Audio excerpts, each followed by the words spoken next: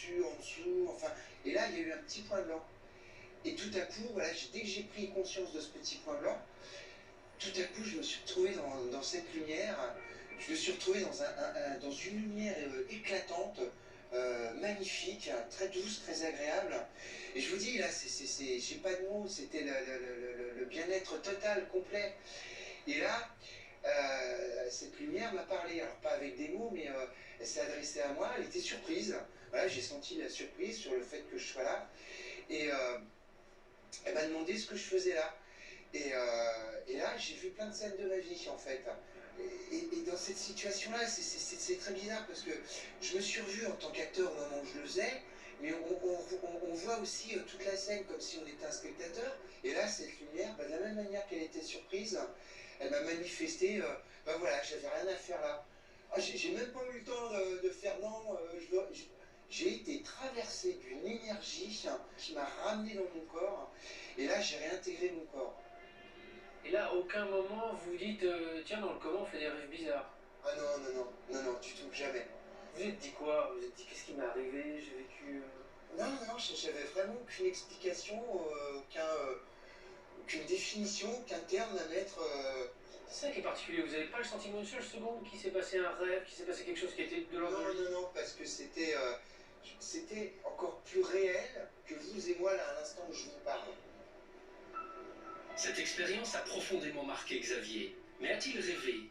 A-t-il vécu une sorte d'hallucination alors que son cerveau était en train de mourir? Comment expliquer cette sensation de se voir du dessus, la lumière, cette impression de baigner dans un amour intense? Surtout que Xavier est loin d'être le seul. En fait, des dizaines de milliers d'hommes, de femmes et d'enfants vivent chaque année ce genre d'expérience. Soudainement, je me suis retrouvé dans le coin de la chambre, à m'observer, à voir le lit, à voir ma famille alentour, le prêtre, les médecins, les infirmières. Je savais que c'était moi. Mais c'est comme lorsqu'on regarde à travers une fenêtre, on regarde les passants dans la rue. Fait que donc, l'impression que j'avais de m'observer, il n'y avait pas ce lien-là émotionnel ou émotif, ou dire c'est moi. C'est comme si c'était quelqu'un qui était extérieur à moi. Quand j'étais dans le coma, je suis sorti de mon corps, j'ai vu mon corps, je suis parti dans une sorte de lumière et je suis revenu. Je me voyais en bas, j'étais doublé. Je ne suis pas restée à stagner longtemps, si vous voulez, dans le secteur ou au-dessus de cette table des urgences. Non, non, non, non. J'ai vu 2, 3 choses, si vous voulez, je l'ai entendu. J'ai peut-être, je vous dirais en gros, suivi peut-être 10 minutes de conversation, mais pas plus. Parce que je suis partie carrément tout de suite dans ce tunnel. Première caractéristique de ces expériences de mort imminente, la sensation de sortir de son corps et de se voir du dessus. La seconde est ce fameux tunnel, l'impression de se retrouver dans un passage et d'apercevoir une lumière intense à son extrémité. C'était un tunnel grumeleux, fait nuageux, puis-je dire, qui avait une particularité, c'est qu'il y avait un voile bleu au-dessus, comme s'il était agité par le vent. Et je voyais la lumière qui vient. C'était pas une sorte de tunnel, c'était une lumière très, très large, bleue et blanc qui m'ont enveloppé. Là, donc, je me suis dit, j'ai plus de corps. J'étais un peu surprise, mais pas très longtemps. Très vite, je me suis réadaptée. Et j'ai regardé devant moi. Donc, en fait, j'étais sur une sorte de prairie avec donc de l'herbe verte, très, très jolie, très, très bien taillée. J'ai dit très jolie parce qu'elle avait l'air vraiment vivante. Donc, c'est comme si l'herbe, elle avait une conscience. Tout à coup, je me suis retrouvé dans une immense pièce, sans mur. Au fond, il y avait un énorme tunnel, un peu comme on voit dans l'émission Stargate ou La Porte des Étoiles. C'est vraiment cet effet-là. C'était très lumineux. Il y avait comme une conscience. Mais c'était pas une conscience comme on la conçoit, si vous voulez. C'était fascinant, mais ça m'était pas inconnu. Et donc j'ai regardé devant moi et au loin, j'ai vu ces êtres qui arrivaient. J'ai eu cet être en face de moi et je l'ai vu s'avancer vers moi. Ce que j'ai ressenti, c'était beaucoup d'amour. Et ils sont arrivés, ils glissaient, très légers, ils n'étaient pas vraiment sur le sol. Et là, quand ils sont arrivés vers moi, j'ai été envahie d'un amour incroyable. C'était trop beau à vivre, j'étais dans un bonheur, je dirais parfait, j'avais aucune douleur, je voulais y rester. Cette lumière m'aimait. Elle était de l'amour incommensurable, inconditionnel. Troisième caractéristique, la rencontre avec des êtres de lumière et ce sentiment d'amour que ces témoins ont d'ailleurs bien souvent du mal à décrire, tant il leur a semblé dépasser tout ce qu'ils avaient pu connaître jusqu'alors. Dans cet instant-là, c'est comme tu connais tout, tu comprends tout. Il n'y a plus aucune question, puis il y a... c'est vraiment fascinant comme impact parce qu'il y a comme une espèce de paix. Tu es comme dans le centre, c'est comme si tu étais au centre de l'univers. Et je me suis rendu compte que je savais tout, que je connaissais tout, que j'avais la science infuse, je possédais toutes les sciences réunies en moi. Et là, j'ai vu comme un écran géant. Et puis j'ai vu toute ma vie qui défilait. J'étais plus ou moins circonspecte dans certaines choses qui se sont passées parce que tout ce que je voyais ne me plaisait pas forcément. À un certain moment, j'ai très bien compris que quelque part, personne ne me jugerait, surtout pas cet être de lumière. Autre point récurrent, l'impression de revoir toute sa vie défiler devant soi, d'observer ses actions passées. Puis en général, l'expérience s'achève avec le sentiment de revenir dans son corps. J'ai réintégré la tête, le corps de ce supplicié, si je puis dire, par la fontanelle. C'est comme si tu te lavais tes jeans, puis ils sont pas tout à fait sèches, puis tu rentres dedans, puis c'est comme un costume d'homme grenouille qui a 1 ou 2 points plus petits que toi. J'ai épousé ce corps comme une main épouse un gant. Et tout d'un coup, tout s'est arrêté. Donc là, je me suis retrouvée dans ma voiture, encastrée, avec une douleur terrible, partout, dans tout le corps. Et j'ai un peu ouvert les yeux, j'ai vu le volant de la voiture déformé, donc j'ai compris tout de suite que c'était très grave. Si je suis revenue, pour moi, c'était vraiment pour mes enfants. Tout ce que je voyais de l'autre côté était tellement beau, à l'espace d'un éclair, vous réintégrez une souffrance intense avec tout ce que ça comporte. Quoi. Et vous retrouvez, disons, votre vie banale.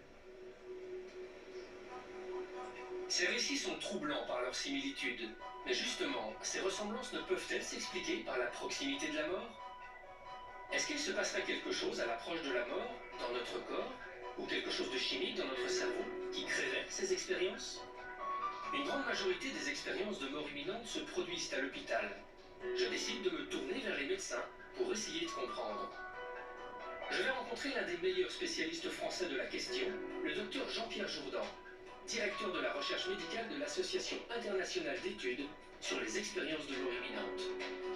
Depuis 25 ans, le docteur Jourdan recueille les témoignages et explore les différentes hypothèses permettant d'expliquer ce qui se produit lors d'une expérience de mort imminente.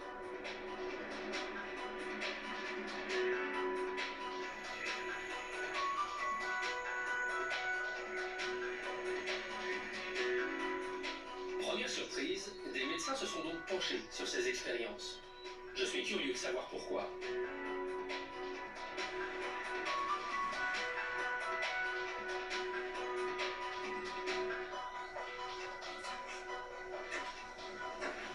Bonjour, Jean-Pierre Jourdan. Bonjour, Bonjour. enchanté.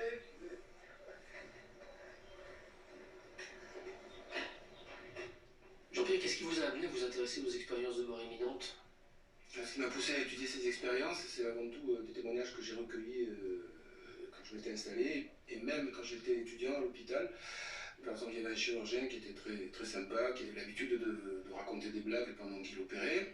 Et puis un jour, il y a une malade qui lui a dit docteur, vous m'avez très bien opéré, faites un peu attention parce que pendant que vous m'opériez, elle lui a dit qu'elle avait vu tout ce qui se passait, en particulier les histoires qu'il racontait. Elle a été témoin d'un certain nombre de choses à un moment où tout le monde pensait qu'elle était complètement endormie, voire plus. Ensuite, j'ai eu plusieurs patients ou patientes qui, après m'avoir testé, parce que c'est pas quelque chose qu'on raconte facilement, qui m'ont raconté leur expérience. Et dans ces cas-là, on essaie de se renseigner, et puis j'ai décidé d'essayer de comprendre et d'explorer ce phénomène. Et c'est toujours pas terminé, parce que plus on creuse, plus c'est intéressant. Une femme qui raconte à son chirurgien les blagues douteuses qu'il faisait alors qu'il était en train de l'opérer. C'est tout simplement impossible au regard de ce que le docteur Jourdan a appris à l'école de médecine. C'est parce qu'il veut comprendre qu'il se lance dans cette étude. Et à sa grande surprise, il réalise que de nombreuses personnes ont vécu des expériences de ce type. Il observe alors que le déroulement des expériences semble obéir à un modèle précis. En quoi consiste une expérience de mort imminente? Quelles sont les différentes caractéristiques? D'abord, alors c'est une expérience qui se produit pendant un moment d'inconscience, au cours d'un arrêt cardiaque ou quelque chose de similaire. La personne se trouve d'un instant à l'autre, reprend conscience et a l'impression de se trouver depuis un point extérieur à son corps et de percevoir ce qui se passe autour d'elle. Ensuite, je dis ensuite, mais c'est pas toujours linéaire, il y a la perception d'un tunnel, d'une structure de passage avec une lumière qui est très attirante, qui est décrite comme immensément forte, mais pas éblouissante, et qui est plutôt définie comme de l'amour au bout du compte que comme de la vraie lumière. On peut trouver la rencontre avec ce que beaucoup de gens appellent un être de lumière, sans savoir trop ce que c'est ni qui c'est. Certains rencontrent aussi des personnes disparues, des proches qu'ils avaient perdues.